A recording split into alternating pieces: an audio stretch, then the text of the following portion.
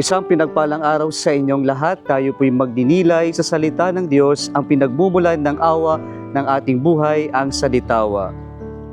We celebrate today, my dear brothers and sisters, the 12th Sunday in Ordinary Time.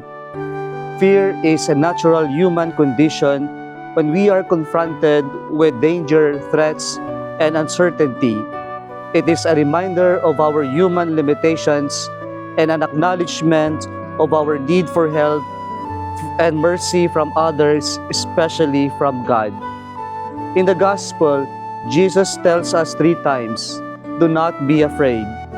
Saying the same words 3 times is an indication of divine intervention in biblical language. Napapanahon ng mensahe ito sa atin. Marami sa atin ang nabubuhay sa takot sa pagkawala ng trabaho dahil sa hirap ng buhay. Takot sa krimen, korupsyon at kawalan ng katarungan. Takot sa social media bashing at cancel culture. At takot na ipahayag ang katotohanan dahil baka pagtawanan, husgahan, kalabanin at ipapatay tayo. The story of the prophet Jeremiah in our first reading can be an inspiration to us. He was sent to deliver God's message to people about the corruption and evil deeds. But he was ostracized, threatened, and mocked by the people.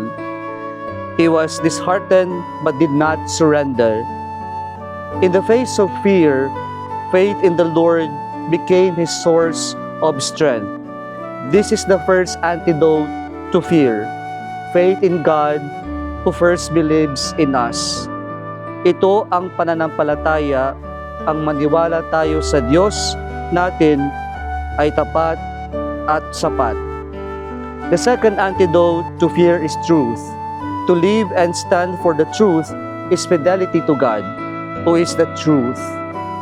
Fear creeps into us and cripples us when we try to cover, twist, and distort the truth. Walang kapayapaan at kalayaan ang taong namumuhay sa kasinungalingan. As Jesus tells us, truth shall set us free. Kapag sa katotohanan tayo nanindigan, wala tayong dapat ikatakot at katakutan. The last antidote to fear is the assurance of the Lord. He says in the Gospel, "You are worth more than the sparrows, and every hair on your head has been counted." Napakagandang mensahe ito. Pinapaalala sa atin na hindi tayo nakalimutan ng Diyos. Sa gitna ng mga problema ng ating bansa, sa gitna ng mga personal nating pagsubok, kilala tayo ng Diyos at mahal tayo ng Diyos.